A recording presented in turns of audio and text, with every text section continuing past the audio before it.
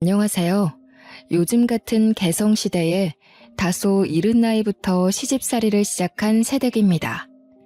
제가 인생을 길게 산 건 아니라지만 그래도 어연 30여 년을 살면서 이만큼 앞뒤 다른 사람은 처음이라 하소연하고 싶어 사연을 올려봅니다. 결혼하면 옵션으로 따라올 만큼 다들 시댁에 관한 고민 하나씩은 있으시잖아요.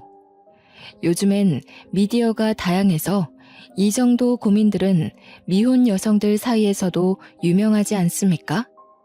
저 또한 시댁살이 때문에 이혼 고민하는 여성들의 사연을 아주 많이 읽고 들었어요. 그래서 당연히 결혼하기 전에 시모될 어머님이 어떤 사람인지 제대로 확인하고 결혼했다고 생각했죠. 그런데 이게 웬일입니까? 딸 같다며 애지중지 해주던 사람은 어디로 가버렸는지 모르겠더군요. 결혼하자마자 소름이 끼칠 정도로 사람이 돌변하는데 다른 사람을 보는 줄 알았습니다. 제가 평소 막장 사연 읽는 걸 좋아해서 시댁살이 사연을 많이 참고하여 철저히 시모를 알아봤다고 생각했는데 다 제 착각이었던 거죠. 사람이 작정하면 뭐든 불가능하겠냐마는 도대체 얼마나 철판이 강해야 이 정도의 눈속임이 가능한 걸까요? 정말 독이 든 성배를 마신 기분입니다. 물론 원래부터 여우 같은 시모였는데 제가 사람을 볼 줄 몰라서 못 알아본 것일 수도 있어요. 그래서 다른 분들의 생각이 궁금해 제 이야기를 사방에 공개하고자 합니다.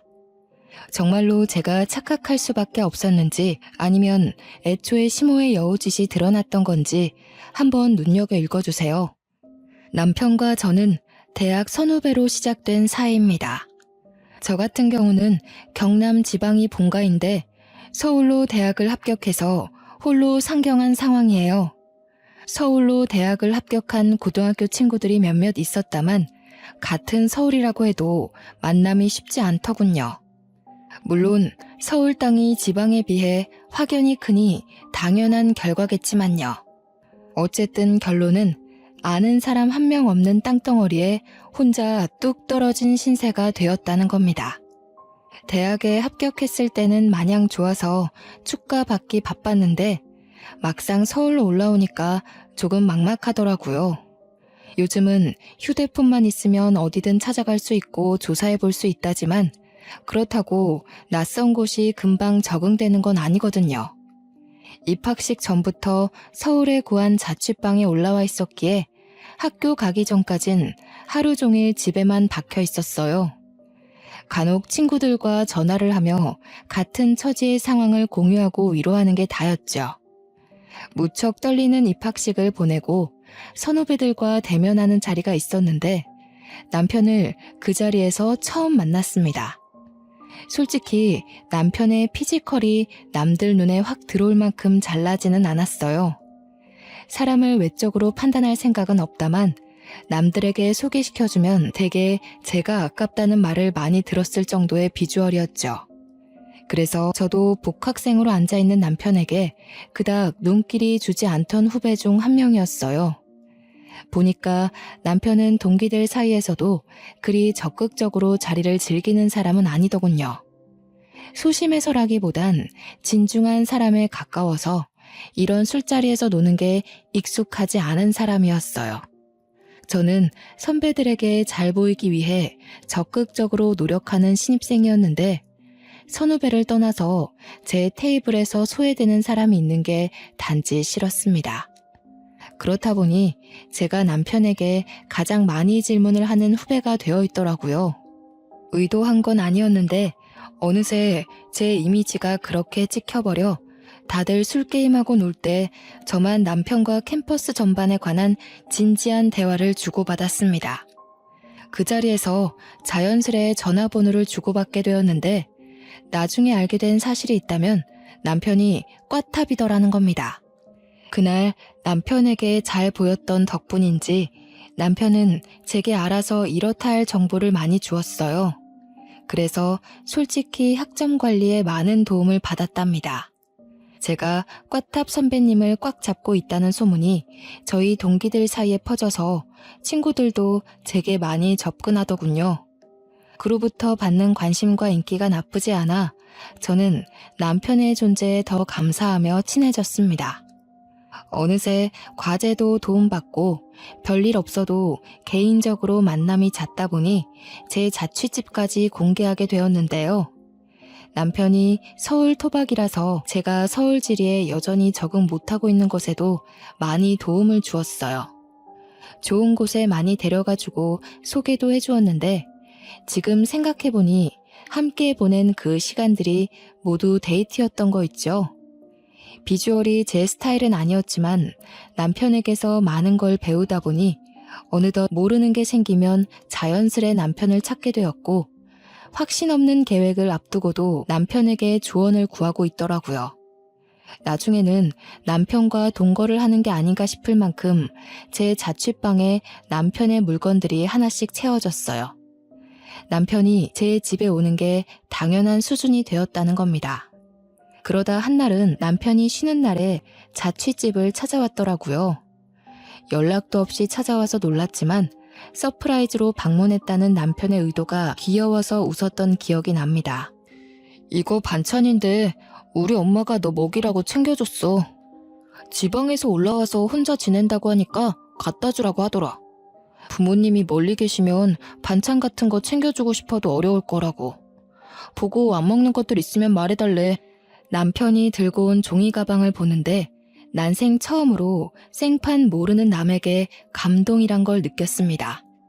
엄마가 챙겨줬다면 당연했을 보살핌을 다른 어른에게 받으니 기분이 묘하더라고요. 그날 남편이 가져온 음식은 20대 초반인 제 입맛에 맞는 음식도 있었고 돈 주고 샀다면 비쌌을 영양가 있는 반찬들도 많았어요. 평소 편식이 없던 저는 모든 반찬들이 반갑고 감사하기만 했죠. 그날 엄마한테 전화해서 자랑까지 했는데 엄마 또한 고마운 분이라며 엄청 좋아하더라고요. 남의 자식을 이렇게 주기적으로 챙기기도 일일 텐데 시어머니는 그 이후로도 매주 한 번씩 반찬을 보내주셨어요. 반찬뿐만 아니라 자취에 필요한 도구들도 남편을 통해 챙겨주셨습니다.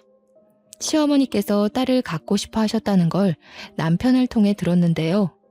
그 마음이 저한테 고스란히 전달되어 감사하면서도 또 얼굴 한번 뵈어드리지 못한 게 죄송하더라고요.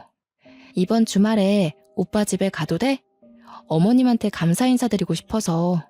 매번 이렇게 호의를 받고 있는데 인사 한번 안 드리는 건 예의가 아닌 것 같아. 괜찮아. 엄마는 너 부담 주려고 챙기는 거 아니야. 말했잖아. 아직 나이도 어린데 타지에 혼자 와서 고생하는 모습이 안쓰러워서 마음이 쓰이는 거라고. 그러니까 나도 인사드리고 싶다는 거야. 우리 엄마도 오빠 엄마한테 엄청 감사해하고 있어. 내가 오빠 어머니에 대해 자랑을 많이 해놨거든. 서울 엄마가 따로 있다고 슬쩍 약 올려도 엄마는 그저 고맙다고 하더라. 바쁘더라도 시간 내서 꼭 인사드리래. 그게 예의라고. 남편은 그런 제 마음에 오히려 더 고맙다고 하더군요. 그래서 처음으로 남편의 집을 방문하게 되었습니다. 보통 남자친구의 집에 가는 거면 긴장되어야 정상인데 떨리는 것보단 오히려 친척 집에 방문하는 기분이었어요. 시어머니를 한 번도 뵌 적 없고 연락도 드려본 적 없는데 그동안 받은 호의가 셀 수 없이 많아서 이미 알고 있는 사이처럼 편안했죠. 어머나, 어쩜 이렇게 예쁘게도 생겼을까. 아들보다 3살이 어리다고 들었는데 그래서 그런지 아직 애기 티가 그대로 묻어있네. 오는데 교통이 불편해서 힘들었지? 얼른 앉아라. 식사 준비 곧 다 됐거든. 조금만 기다리렴. 시어머니는 저를 보자마자 가족을 대하는 것처럼 굉장히 반겨주셨습니다. 저 또한 이미 편한 마음으로 와서 그런지 그 손길이 어색하지 않더군요. 시어머니가 손수 준비하는 점심상을 도우려고 했지만 시어머니는 손사래를 치며 앉아있으라고만 했어요. 손님이면 가만히 앉아서 대접을 받아야 한다며 손 하나 까딱 못하게 하더라고요. 남편을 통해서만 시어머니의 호의를 받았던 저는 집을 한번 방문한 후로 남편만큼이나 시어머니와 친해졌습니다. 남편이 아니더라도 시어머니와 단둘이 연락을 하며 안부도 묻고 일상도 공유하며 정말 엄마와 딸처럼 지냈죠. 이렇게 남편과 남편의 식구들은 서울에 혼자 동떨어진 제게 제2의 가족 같은 존재가 되었어요. 저와 남편의 사이가 깊어진 것도 있지만 시댁에서 저와 남편을 두고 벌써부터 미래 계획까지 짜놓았더라고요. 너무 물 흐르듯 자연스럽게 진행된 관계이다 보니 결혼 또한 서로에게 당연한 절차가 되어버렸습니다. 그렇게 저와 남편은 3년의 연애 생활을 마치고 제가 졸업함으로써 결혼을 하게 되었어요. 시댁이 된 식구들도 이미 알고 있는 사이라 마음에 들었고 세심하고 배울 점이 많은 남편도 사랑하는 걸 넘어서 없어선 안 될 당연한 존재가 되었습니다.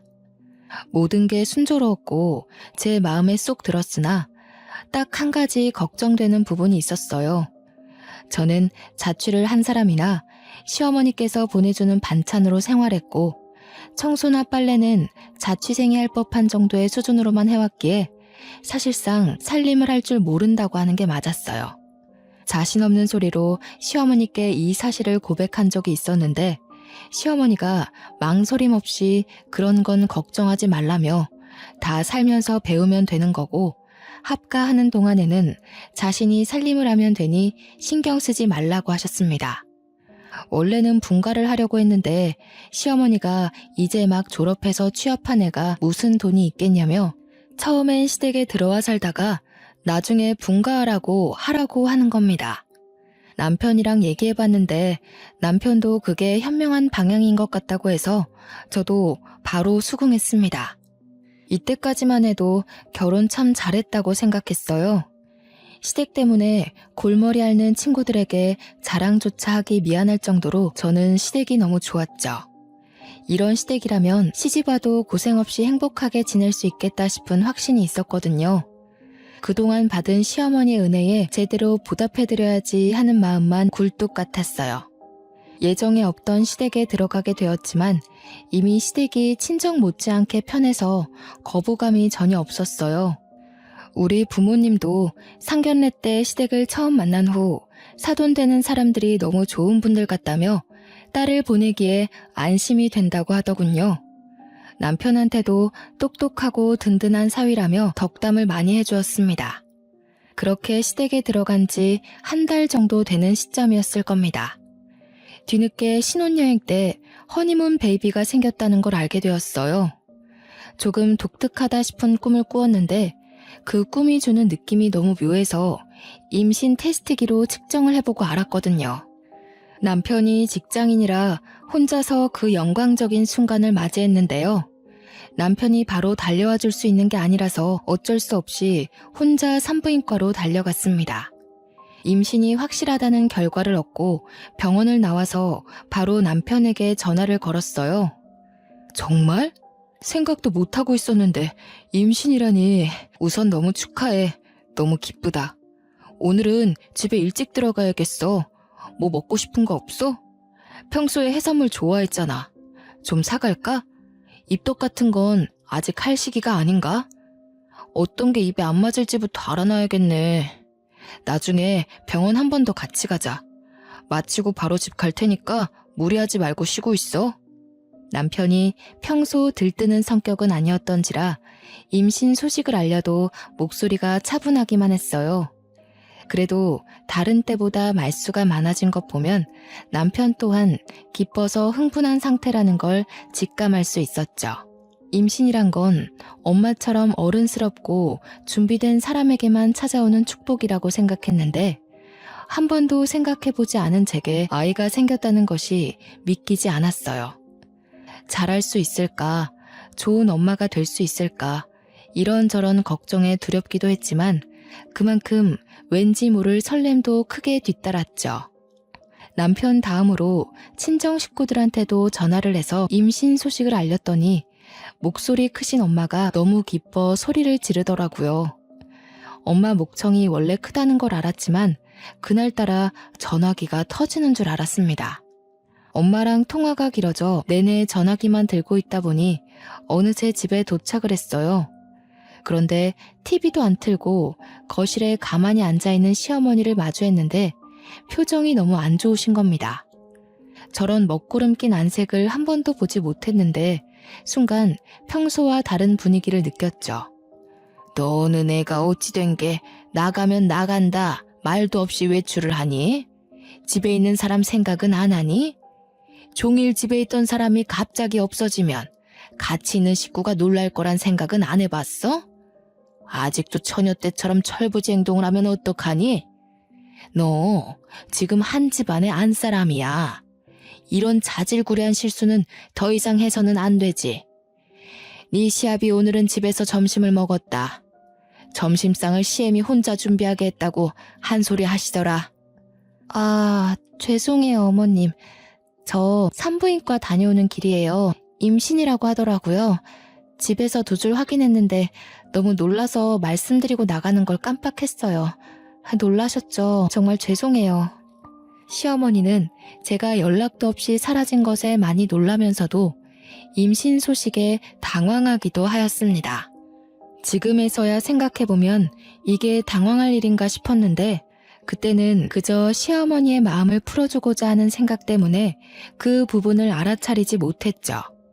아마 제게 고구마 시월드가 열린 것이 이렇게 임신 소식을 알린 후부터 시작되었네요. 물론 평소에도 저를 새아가 하면서 많이 찾으셨지만 그때는 저를 챙겨주시는구나 하는 느낌이 많이 들었거든요. 그런데 지금은 저를 부르는 횟수가 훨씬 많아지기도 했고 이전과는 다르게 일단 제 마음이 편하지가 않더라고요. 결혼 전에는 시댁에 초대가 되어도 제 집 드나들듯 편한 시간을 보내었고 남편과 둘이 방에서 보내는 시간이 많았는데 지금은 한 집에 살아서 그런 것도 있겠지만 남편이 집에 있더라도 시어머니와 붙어있는 시간이 월등했습니다. 식사 준비나 청소, 빨래, 쓰레기를 버리는 것까진 배울 필요가 있으니까 이해하겠어요. 그러나 신발 정리라든지 식물에 물 주기, TV 위 피규어 정리, 야외 봉사활동, 개인적인 일정까지 저를 불러 굳이 함께하게 했어요. 정도가 심해지자 저는 남편이 휴일이어도 함께 시간을 보내지 못하고 시어머니와 동행해야 했죠. 남편이란 작자는 말리지 않을 거면 가만히 있기라도 하던가 오히려 시어머니와 좋은 시간 보내라며 부추기더라고요.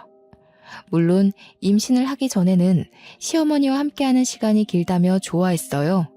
하지만 시간이 지날수록 배가 불러오고 살이 찌니까 허리가 아파서 행동이 굼떠지는 겁니다. 시어머니와 함께 활동하고 싶어도 이젠 몸이 따라주지 않기 시작했죠. 슬슬 움직이는 게 버거워오자 한 번은 시어머니한테 조금 쉬고 싶다고 말한 적이 있어요.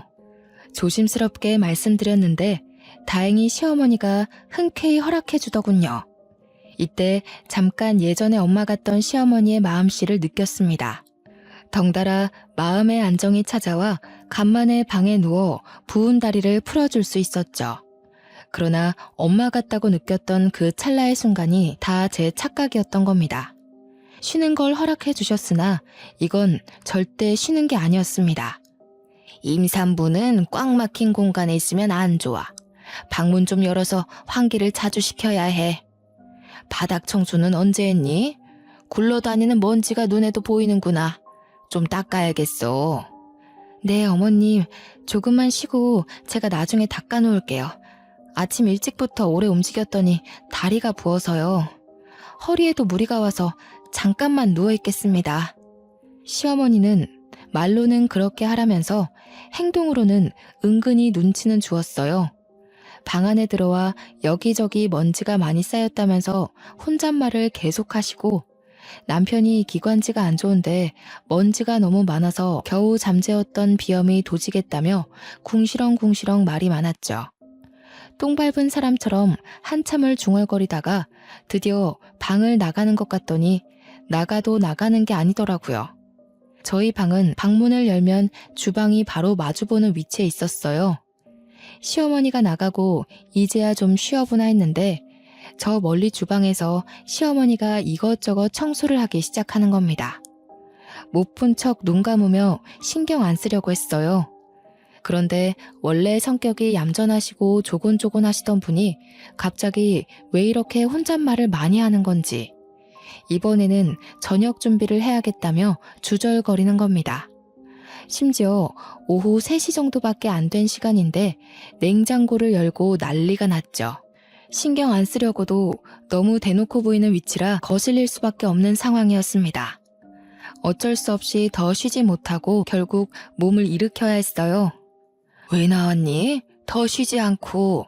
힘들다면서. 오늘 저녁 준비는 내가 할 테니 신경 쓰지 말고 가서 쉬거라. 시간이 오래 걸리는 요리긴 해도 내가 평소 이런 것도 안 하고 살았겠니? 며느리라는 게 원래부터 있었던 식구도 아니고 네가 오기 전까지만 해도 나 혼자 주구장창했다. 알아서 할 수 있으니까 얼른 들어가서 쉬어. 괜찮아요. 오래 걸리는 거라면서요. 그럼 손이 많이 갈 텐데 어머님 혼자 하시면 힘들잖아요. 도와드릴게요. 저도 식사 준비는 계속 배워야 되니깐요. 그럴래 그럼? 그렇잖아도 소갈비찜으로 준비하려는데 혼자서 다른 밑반찬까지 준비하려면 막막하긴 했다. 고기는 아직 안 꺼냈거든. 냉동실 가서 좀 가져오너라. 죄송한데 어머님, 소갈비찜이라고 하셨나요? 응, 이 집 남자들이 소갈비라면 환장하잖니. 바깥 일하는 사람들은 집에서 해주는 음식 먹고 힘을 낸다고. 집안 사람들은 돈 벌어오는 게 아니니까 이런 부분에서 신경 단단히 써야 돼. 알죠. 그렇긴 한데요, 어머님. 제가 육고기는 조금 역하다고 말씀드렸는데 임신 때문에 육류양 맡으면 입덧이 올라와서요. 저번 식사 자리에서 죄송함을 무릅쓰고 말씀드렸거든요. 어머 맞다. 아이고야, 내가 깜빡해버렸어. 네가 배 나오고 쉬는 날이 많아지다 보니까 깜빡 잊어버렸네. 그런데 어쩌겠니? 이미 고기를 사버린걸. 오래 놔두면 쓰지도 못해. 그렇다고 밥상을 2번 차려? 나도 입덧 해봐서 아는데 참으려면 또 견뎌지더라. 그리고 옛날에 나 때는 시댁에서 입덧이라고 넘어가지고 배부르다고 쉬게 해주고 이런 거 없었어. 그래도 무리하지는 말고 조금만 애써서 할 수 있는 만큼만 좀 도와다오. 분명 육류가 역하다고 했고 시부모 앞에서 입덧 징조를 몇 번이나 보였는데도 시어머니는 제가 방에서 기원하길 바랬던 건지 곧바로 고기를 꺼냈습니다. 지난날 스쳐가듯 느꼈던 시어머니를 향한 불편함은 오해가 아니었어요. 시어머니가 한 번씩 자신의 시집살이 얘기를 해준 적이 있는데 시간이 지날수록 보니까 자신도 그런 시집살이를 했으니 저도 해내야 한다는 그런 사상을 가지고 있더라고요. 한 번도 시어머니가 불편하다고 느껴본 적이 없는데 이때를 시작으로 시어머니 곁이 낯설어지기 시작했어요. 결국 저는 올라오는 구역질을 참으며 장작 3시간 동안을 주방에 서서 저녁 준비를 했습니다. 메뉴는 소갈비찜뿐만 아니라 여러모로 신경을 많이 기울여야 하는 곰탕까지 준비하는 바람에 중간에 화장실도 여러 번 갔어요. 그럼에도 시어머니는 제가 입덧 때문에 고생하는 걸 계속 모른 채 하더라고요. 저는 결국 쉬지도 못하고 끝까지 저녁 준비를 마쳤습니다. 나오는 건 없는데 구역질만 반복하다 보니 속이 아려서 눈물이 나더군요. 그중에 내일 먹을 곰탕을 굳이 지금 준비했다는 것이 내 심기를 더 불편하게 만들었어요. 이젠 안 좋은 쪽으로 생각이 들 수밖에 없더라고요. 그런 건 1시간 정도 쉬고 해도 될 일인데 혹시 내가 쉬고 있는 모습이 싫어서 장깨 부린 건가 싶은 생각이 들었죠. 어느 날은 임신한 저를 위해 친정에서 전복을 한가득 보내주었습니다. 제가 해산물을 좋아하기도 했고 우리 집이 어장을 했기에 평소에도 해산물을 풍족하게 즐겼거든요. 다행히 해산물 앞에서는 입덧을 하지 않더라고요. 큰 아이스박스에 전복이 택배로 도착했는데 그걸 시어머니가 먼저 받아서 주방에 옮겨놨어요. 나날이 몸이 힘들어져서 한 발 늦게 방에서 나온 제가 시어머니와 함께 정리를 하려 했어요. 그런데 시어머니가 기분 나쁠 정도로 계속 한숨을 푹푹 쉬는 겁니다. 아유, 사돈도 생각이 짧으시지. 가정집에서 이만한 양의 전복을 어디다 쓰니? 나중에 미역국에나 다 집어넣어야겠다. 미역국에 전복을 넣는 건 좋지만 이 비싼 전복을 겨우 미역국에만 해먹는 건 사실 돈 날리는 것과 같습니다. 시어머니가 잘 모르는 것 같아서 기분 나쁘지 않게 설명을 드렸더니 오히려 그것에 더 기분이 상했나 봅니다. 내가 뭐 그런 상식도 몰라서 이러는 줄 아니? 내가 틀린 말을 한 것도 아니고 생각을 해봐라. 지난번에 보내준 문어 5마리도 겨우 동네에서 냉동 보관했어. 너도 냉장고 상태 봤지 않니?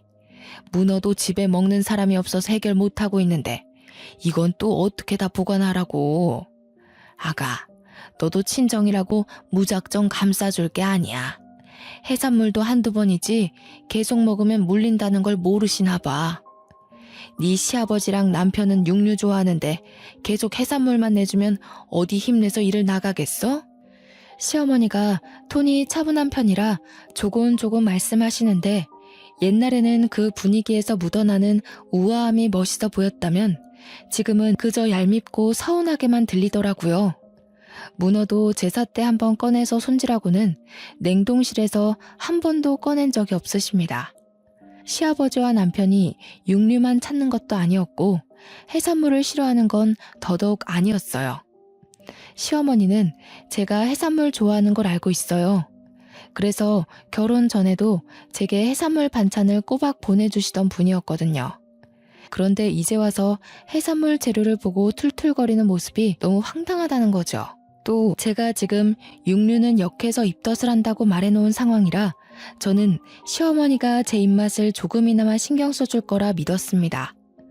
아직은 결혼 전에 제가 엄마 같았던 시어머니의 모습이 거짓이었다는 걸 부정하고 싶었나 봅니다. 결국 저는 소갈비찜의 역한 냄새 때문에 저녁을 한 숟갈도 뜨지 못하고 방에 누워서 쉬었어요. 그마저도 저녁 치울 때는 시어머니가 요란스럽게 기척을 내는 바람에 나가서 도와야 했죠. 제 표정이 너무 힘들어 보였는지 설거지는 시어머니가 한다고 해서 죄송함을 무릅쓰고 다시 방에 들어왔습니다. 그런데 얼마 안 있어 남편이 들어와서 하는 소리 때문에 어이없어서 숨이 넘어갈 뻔했죠. 어디 갔다 했더니 누워 있었어? 아직 저녁상 정리 다 못했던데 엄마가 허리가 아프다네. 여보 몸 좀 괜찮으면 설거지 할 수 있겠어? 우리 저녁 먹는 동안 누워서 쉬었으니까 이제 좀 움직일 수 있지? 뭐라고? 무슨 소리야? 어머님이 괜찮다고 하셨는데? 나도 내가 하려고 했어. 근데 어머님이 설거지는 직접 하시겠다고 하잖아. 가서 쉬라길래 들어온 거야. 엄마가 이전에 디스크 수술했었거든. 아무래도 요즘 자기 봐주느라 많이 움직였나 봐. 영 힘들어하시네. 설거지는 자기가 가서 좀 해줘. 자기 많이 쉬었잖아. 많이 쉬다니? 나도 저녁 준비한다고 3시간을 서 있었어. 나도 허리 아프다고. 너무 오래 서 있었더니 배도 끊어질 것 같이 아파. 또 저녁 준비하는데 고기 냄새 때문에 입덧을 얼마나 한 줄 알아? 지금도 멀미하는 것처럼 속이 욱신거려 죽겠어. 자기 힘든 거 알아. 근데 있잖아, 이런 말까진 안 하려고 했는데 뭘 그렇게까지 생색내. 자기만 임신해봤어? 우리 엄마도 다 겪어온 일이야. 엄마는 임신 때 걸레질도 했대. 임신이란 게 대단하고 존경받아야 될 일은 맞지만 자기는 좀 유세 부리는 것 같아. 유세? 지금 애 가진 사람한테 유세라고 하는 거야? 다른 사람도 아니고 어떻게 애 아빠가 그런 말을 할 수가 있어?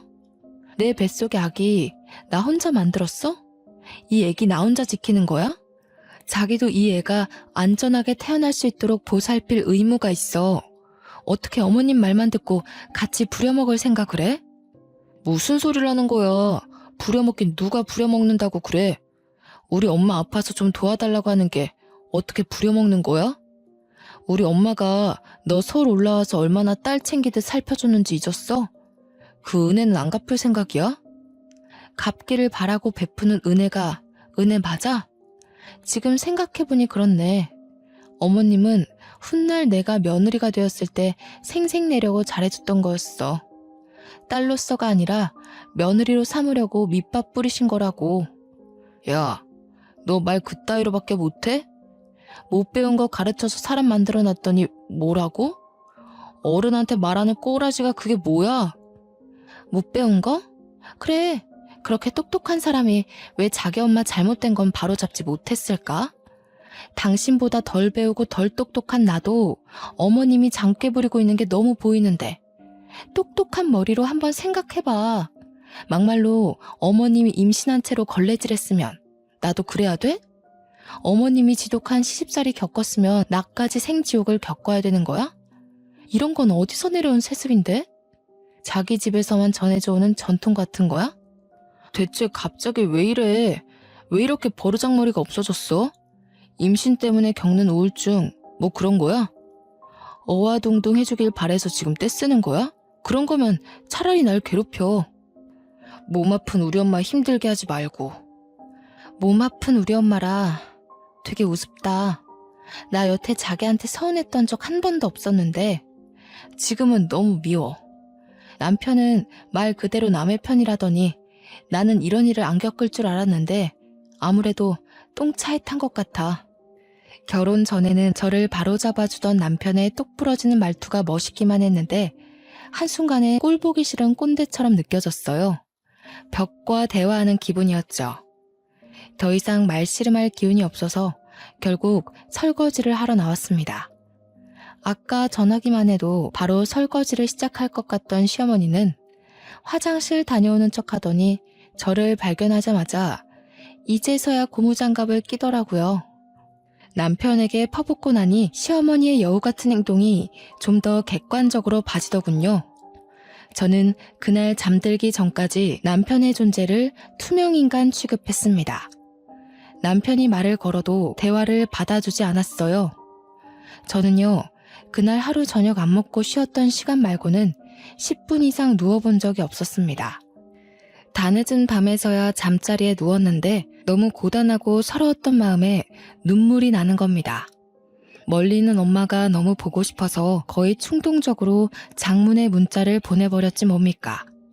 새벽에 잠도 안 오고 제 편 없는 이 집이 너무 숨막혀서 어디라도 속풀이하고 싶은 마음을 담아 꾸역꾸역 적었죠. 그렇게 저지른 메시지가 대이변 같은 큰 폭풍을 불러일으키게 될 거란 걸 꿈에도 몰랐습니다. 다음날 제 문자를 읽고 화가 난 엄마가 아빠와 함께 시댁으로 올라와 버린 겁니다. 지방에서 이곳까지 오는 데만 해도 장장 5시간은 걸리는 거리였어요. 저는 엄마 아빠가 올라오는 걸 알고 있었지만 일부러 시부모와 남편에게 알리지 않았죠.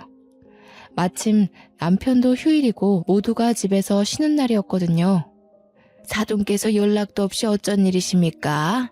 연락 주셨으면 식사라도 준비했을 텐데요. 그나저나 갑자기 무슨 일이 있어서 이렇게 급히 오셨는지요? 장모님, 장인어른께서도 어쩐 일로 혹시 연락하셨던 거예요? 제가 휴대폰을 미처 확인 못했나 보네요. 오시느라 고생하셨죠. 얼른 들어오세요. 이것 봐라. 자네 얼굴빛 너무 좋다? 임신한 아내가 곁에 있으면 같이 시들어가는 게 남편 입장인데 말이야. 잘 먹고 든든해야 할 우리 딸은 지금 죽상이 되어 쓰러지기 직전인데 자네는 살까지 찐 것 같아. 임신한 마누라 신경은 눈곱만큼도 안 쓰는 거 아닌가 몰라? 엄마랑 아빠는 문 앞을 막고 서 있는 남편을 밀고 들어와 시부모를 똑바로 마주했습니다. 당연히 안녕하고 계셨겠지요, 사돈. 이 집에서 안녕하지 못하고 있는 우리 딸내미 데려가려고 왔습니다. 애 낳기 전까지 제가 데리고 가서 편히 쉬게 한 뒤에 보낼 거예요. 갔다 오면 사돈 댁에서 분가할 거고. 집은 저희 쪽에서 마련하죠. 아니 이게 무슨 소리야? 갑자기 오셔서 이게 다 무슨 말씀이세요? 며느라기를 데려간다고요? 분가는 또 무슨 말이고요? 애들이 돈이 어디 있다고 벌써 분가를 합니까? 며느라기가 아직 많이 부족해서 살림을 할 줄 모릅니다. 어린 것들 둘이서 뭘 어찌 살아가라고요? 살림은 직접 부딪히면서 배우는 겁니다. 그리고 사돈이 뭔데 제 딸을 부족하다고 말하는 거죠? 그렇군요. 애초에 우리 딸은 부족하다. 낙인 받고 대하셨으니 이 상황까지 왔겠네요. 도대체 애 가진 딸을 얼마나 구워 삶았으면 애가 아파도 끽소리 못하고 멀리 사는 지 애미한테 문자를 다 합니까? 남편한테도 그렇고 시댁에 말 못한 게 있는데 우리 엄마 성깔이 좀 세서 웬만한 말빨 좋다는 역술가들을 가볍게 이기는 수준이에요. 아빠도 엄마한테 잡혀 살았을 정도지요. 제 딸 입에 들어갈 해산물 보내는 것도 그리 고가웠어요. 입덧 때문에 육고기 근처도 못 가는 며느리를 3시간이나 세워서 요리시킬 만큼? 이렇게 달달 볶고 싶으셔서 결혼하기 전에는 어떻게 참으셨대요? 이럴 거면 딸 같다는 입에 발린 소리로 살살 구슬리지나 말지. 다 늙은 사람이 어린애를 상대로 뭐 하는 짓입니까? 추잡스럽게. 뭐라고요? 이보세요 사돈. 너무 무례한 거 아닌가요? 도대체 무슨 소리를 듣고 이러시는지 모르겠는데 아무래도 실컷 오해하신 것 같은데 앞뒤 상황 다 들어보시고 따지셔야 하는 거 아닙니까? 무턱대고 목소리만 높이는 사돈이야말로 추잡스러운 행동을 하고 있는 거 아닌가요? 아, 지금 보니 우리 딸이 얼마나 시달렸는지가 확실히 보이네요. 상견례까지만 해도 고상한 척 다 하시더니 그 속내가 이렇게 저렴하게 짝이 없었다니. 요즘 같은 세상에 사돈 같은 시엠이 내세우면 돌맞습니다. 장모님, 말씀이 좀 지나치신 거 아닌가요? 어떤 서운한 점이 있으셨는지 모르겠다만 예고 없이 찾아오시는 건 같은 식구끼리도 조심해야 할 부분이지 않나 싶어요. 말 잘 텄네 자네. 워낙 존재감이 없어서 하마터면 자네를 잊고 내려갈 뻔했어. 그랬다면 속 터져서 다시 올라왔을지도 모를 일이지. 살면서 자네 주제를 잊은 것 같아서 똑똑히 새기라고 다시 일러주겠네. 처음부터 내 눈에 자네는 겨우 10점짜리 사윗감이었어. 그런데 오늘부로 0점짜리야. 여기서 마이너스로 내려가는 순간 그 길로 자네랑 내 딸은 이혼하는 거야. 어머 사돈, 이혼까지 논하시고 도대체 다짜고짜 와서 이 무슨 행패이세요? 이제 더 이상 예의를 못 갖추겠네요. 왜 남의 집 귀한 자식을 평가지릅니까? 당장 사과하세요. 잘 들으세요 사돈. 이 망할 집구석에 들어오기 전에 우리 예쁜 딸이랑 결혼하겠다고 줄을 섰던 잘난 집 아들들만 몇 트럭이었어요.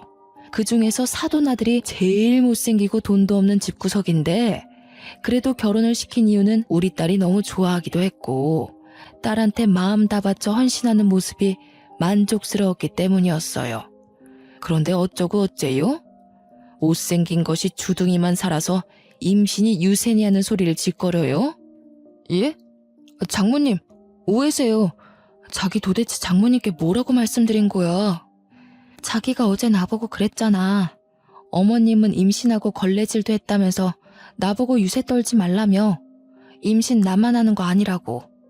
사돈, 임신하고 걸레질을 한 게 자랑인가요? 그런 걸 못 살았다고 표현하는 거예요. 어디 가르칠 게 없어서 남의 집 귀한 자식한테 거지 같은 경험을 강요해요? 앞으로 조금이라도 내 딸 불편하게 하는 일 있으면 바로 이혼 요구할 겁니다. 우리는 이딴 사위 아쉬울 것 없어요. 엄마가 더는 끼어들 틈 없이 퍼붓는 바람에 시댁 식구들은 갈수록 꿀먹은 벙어리가 되더군요. 우리 엄마가 언성도 워낙 높고 성격도 드세서 그 기세에 조곤조곤한 시어머니의 성격이 완전 묻혀버렸지 뭐예요. 결국 시부모님은 친정부모가 저를 데려가는데도 인사조차 못할 만큼 입도 번긋 못했어요. 그리고 엄마는 끝까지 붙잡으러 따라온 사위 매몰차게 밀어내곤 그대로 저를 싣고 지방으로 내려왔습니다. 저는 출산부터 산후조리까지 친정 쪽에서 무사히 마친 후에야 서울로 복귀하게 되었죠. 이미 분가할 집까지 마련해뒀기에 시댁엔 전화로만 인사를 전하고 분가한 집으로 바로 이동했습니다. 남편은 친정 때문에 잔뜩 기가 죽어 있더라고요. 늘 제 머리 꼭대기에서 저를 자기 입맛대로 다루던 남편이 이렇게까지 눈치 보는 건 처음 봤습니다. 이제 막 시작한 분가라 살림에 실수가 많았는데도 이래라 저래라 지적질을 못하더군요. 남편 성격에 자존심이 많이 상했을 텐데도 이혼하기는 또 싫었나 봅니다. 하긴 시댁이 이미지를 워낙 챙기는 집안이라 자기 아들 인생에 빨간 줄 그이는 게 싫었을 겁니다.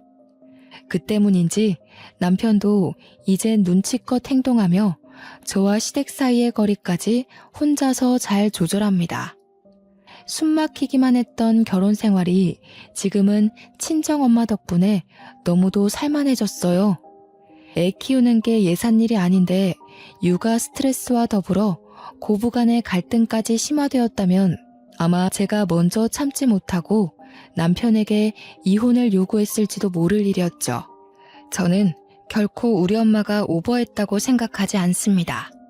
배 아파 낳은 소중한 자식이 남의 집 손에 굴려지는 걸 보고 가만히 있을 부모가 어디 있겠습니까? 제 아이도 딸인데 제 딸이 먼 훗날 커서 고된 시집살이를 겪는다면 저도 우리 엄마처럼 할 거예요. 그날 친정이 올라와서 한바탕 한 후로 시어머니는 우리 엄마한테 기가 팍 죽었는지 손녀가 태어났는데도 저를 시댁으로 부르지 못하고 연락도 못하더라고요. 듣기로는 남편이 전해주는 소식으로만 손녀 보고 싶은 마음을 참고 있다고 하네요. 그리고 더 대박인 건 명절 때였습니다. 그래도 시댁이니까 가서 음식을 해야 되나 싶었는데 남편이 말하길 시어머니가 저를 부르지 말라고 했다는 겁니다. 남편이 시어머니랑 통화하는 걸 엿들었는데 시어머니께서 한다는 소리가 우리 집은 하나 있는 며느리는 어찌나 손이 귀하신지 60 넘은 늙은이가 혼자 죽을 때까지 차례상 차려야 하는 팔자가 됐다면서 비꼬고 있더라고요. 제 귀에까지 들리라고 하는 건지 통화인데도 일부러 큰 소리를 내면서 자기가 며느리 하나 잘못 들여서 죽을 때까지 이 고생하는 거라고 며느리가 자기 잘난 아들 길을 다 죽인다고 하는 거예요. 엿듣고 있었다지만 웃겨서 말이 안 나오더라고요. 근데 더 웃긴 건 남편은 지 엄마보다 우리 엄마가 더 무서웠나 봅니다. 지 엄마가 오지 말라고 한 게 진심은 아닐 텐데 저보고 여보는 시댁엔 절대 오지 마 이렇게 말하더군요. 저는 시어머니의 돌려 말하기 화법을 잘 알아서 시어머니의 진짜 진심이 뭔지 눈치챘지만 남편은 자기 엄마인데도 말뜻을 제대로 못 알아먹더라고요. 이 상황 자체가 너무 꼬셔서 일부러 눈치 없는 척 시댁의 발길을 끊었습니다. 가끔씩 전화와서 저를 살펴주는 엄마한테도 지금 너무 편하게 잘 살고 있다고 이게 다 엄마 덕분이라고 말해주니 다시 한 번 더 사위가 교통정리 못하면 당장 부르라고 하네요. 그 전화를 끊고 나서 얼마나 든든하고 어깨가 펴지던지 그 자리에서 한참을 호탕하게 웃었습니다. 솔직히 며느리 된 입장으로서 시부모를 공경해야 되는 건 맞지만 너무 자기 가족만 생각하는 시어머니를 위해 저를 낮추면서까지 가까이 지내고 싶진 않습니다. 제 부모님한테 그렇게 배우면서 자랐거든요. 저는 공경을 하기 위해 며느리란 직책을 받아들인 거지 얕은 아량으로 용심이나 부리는 시어머니의 비위를 맞추고자 며느리가 된 게 아니기도 하니까요. 아마 세월이 좀 흐르고 한번 뒤집혔던 그때의 사건이 서서히 잊혀질 때쯤이면 시어머니가 혼자 일하다 힘들어서 또 저를 부를지도 모르죠. 설령 그렇더라도 이제는 다 상관이 없습니다. 저는 그때마다 시댁에 남편을 대신 보낼 예정이거든요. 현재는 속 시원하게 상황이 해결되어 편한 생활을 보내고 있다만 제 사연을 읽어보신 여러분들은 어떤 생각이 드셨나요? 여러분이라면 결혼하기 전에 저런 앞뒤 다른 시어머니의 여우습성을 눈치챘을 것 같으신가요? 되도록 이런 사기꾼 같은 사람과는 엮이지 않으셨으면 좋겠습니다. 저처럼 그게 어쩔 수 없는 식구가 되어버렸다면 잘못한 게 없으니 기죽지 마시고 현명하게 헤쳐나가시길 바랍니다. 징글징글해서 뒤돌아보기 싫은 제 속풀이 읽느라 고생하셨습니다. 다들 고마워요. 좋은 밤 되세요.